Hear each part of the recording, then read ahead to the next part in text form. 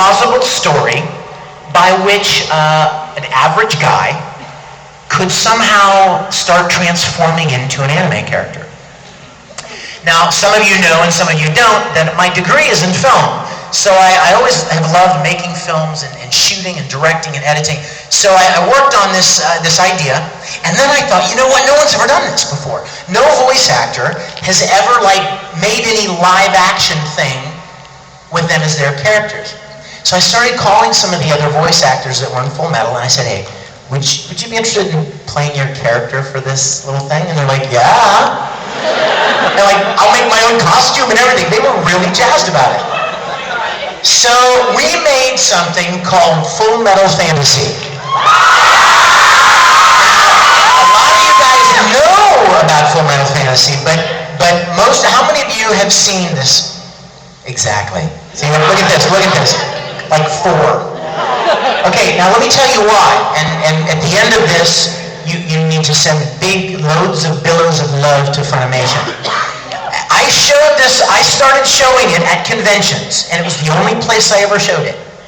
I didn't put it online, I didn't sell it, I only showed it at conventions.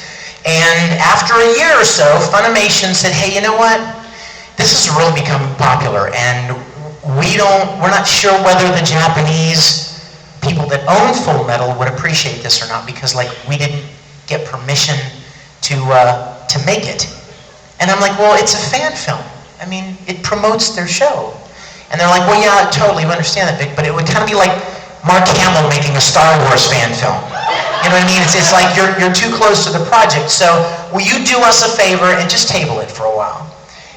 And I was like, doggone, I worked so hard on this, and then I made it, to share.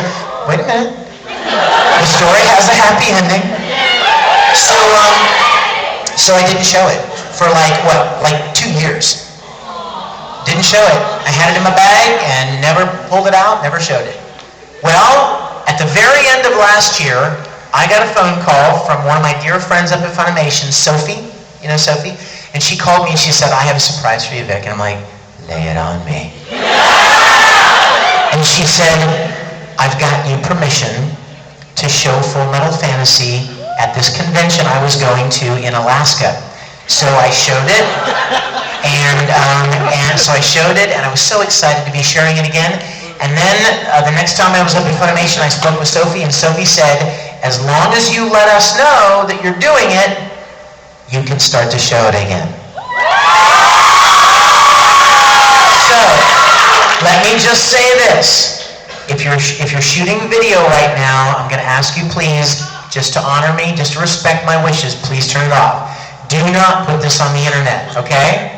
You promise me? No, I'm serious, because I want people to experience it the way you're about to experience it. Like on a screen with big sound. I want them to enjoy it at a convention.